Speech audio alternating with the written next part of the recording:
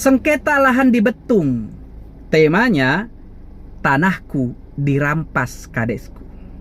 Malam itu ada beberapa warga yang mendatangi kediaman saya selaku Direktur Lembaga Hukum Sipakatuo mengadukan dugaan tebang pilih Kepala Desa Betung yang bernama Bapak Masrudin dalam mengeluarkan segel warganya.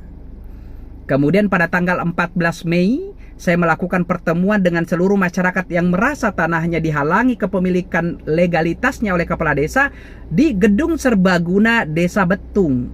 Dalam pertemuan tersebut, saya mencoba mendengarkan sudut pandang mereka dan hasilnya saya berkeyakinan bahwa desa benar adanya tanahnya dihalangi kepemilikannya oleh Kepala Desa Betung.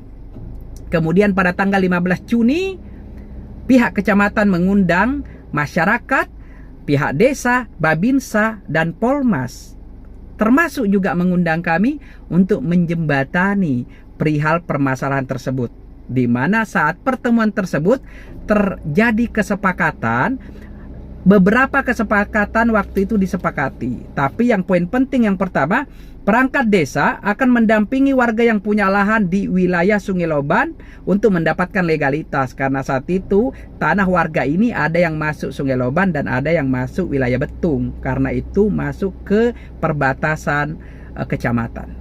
Selain itu juga poin penting, kepala desa bersedia membuatkan surat tanah asal sesuai dengan ukuran tanah. Dan hal yang belum diputuskan dalam mediasi ini akan diputuskan di mediasi berikutnya. Itu kemudian menjadi transaksi jika nanti warga mampu mempertanggungjawabkan baik itu letak, batas maupun persambitan, tidak ada alasan kepala desa untuk tidak mengeluarkan segel tersebut. Ternyata kemudian pada tanggal 4 Juli tahun 2022, pihak Desa Betung mengundang masyarakat kembali yang dihadiri juga pihak kecamatan, Babinsa, dan Polmas, dengan kesepakatan yang pertama, sepakat akan turun ke lapangan bersama-sama untuk melihat langsung letak dan batas tanah yang diklaim masyarakat. Selain itu, apabila tanah yang diklaim sudah dirasa letak, batas persambitan dan luasnya sudah tepat, maka serta dapat dipertanggungjawabkan, maka akan dibuatkan segel. Tanah yang belum pasti letak, luas, dan batasnya akan ditunda dan dibahas lebih lanjut. Terus poin terakhir bahwa apabila tanah tersebut belum dibuatkan segel dengan alasan ditunda dan akan dibahas lebih lanjut agar seluruh pihak tidak melakukan kegiatan apapun.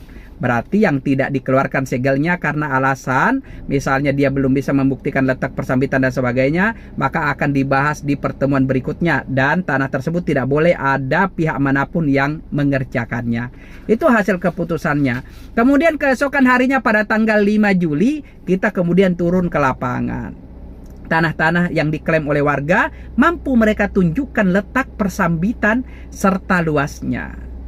Dan waktu itu kita meminta kepala desa untuk mengeluarkan segel. Ya hampir semua sih diakui, tapi dia tetap ngeyel. Dia merasa bahwa akan dibahas lebih lanjut nanti oleh pihak desa. Saya sampai bilang begini, lah kalau tanah orang ngapain dibahas di desa Pak Kades? Itu kan tanah mereka, bukan pemberian desa. Jadi nggak usah dipertimbangkan ini dikasih apa enggak. Mereka mampu membuktikan kok.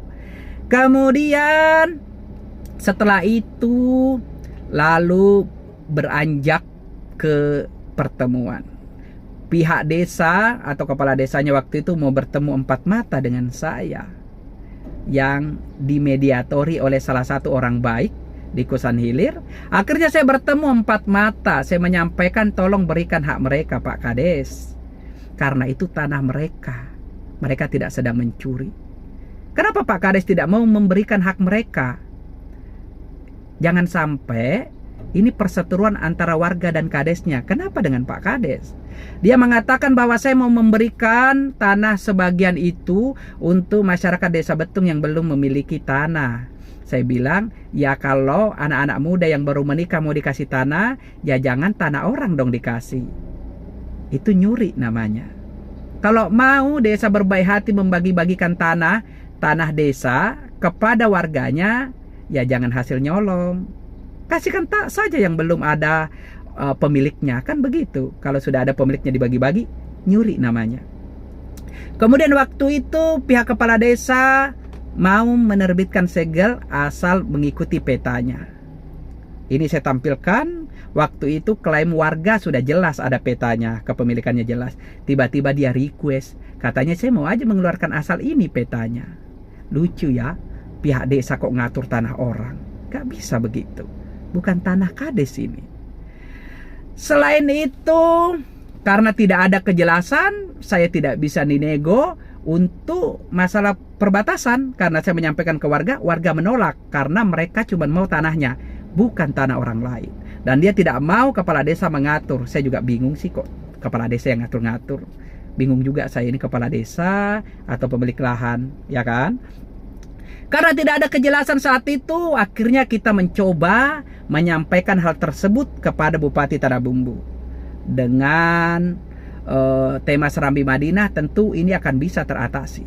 Pada tanggal 19 September, akhirnya masyarakat berbondong-bondong menyampaikan aspirasinya di kantor bupati.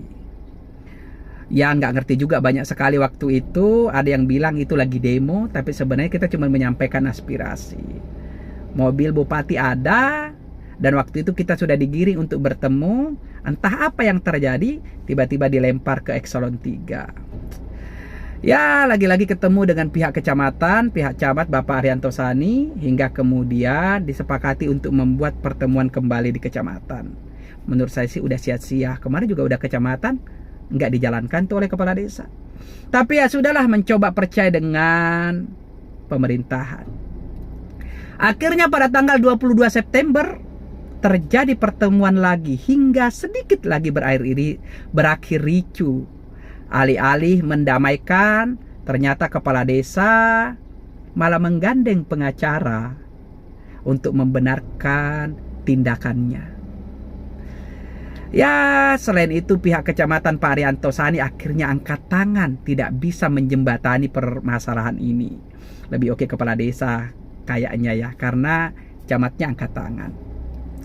Akhirnya setelah perseteruan itu tidak ada kejelasan sampai berlarut-larut. Dan tunggu part berikutnya, akan ada pembahasan tentang ini. Terima kasih. Jangan ketinggalan part 2-nya. Saya akan menjelaskan lebih lanjut. Itu yang dapat saya sampaikan. Semoga puasanya tetap baik. Semoga puasanya tetap berkah. Dan ingat, mari kita tegakkan dan kita ciptakan masyarakat yang berhati nurani, berbudaya dan cerdas hukum. Karena sepintar apapun kita, yang harus kita lakukan taat dan tunduk pada aturan hukum. Karena aturan dibuat untuk ditaati, bukan untuk dilanggar. Apalagi pura-pura tidak tahu. Salam kepastian hukum, keadilan dan kebermanfaatan dari saya. Selamat menjalankan ibadah puasa.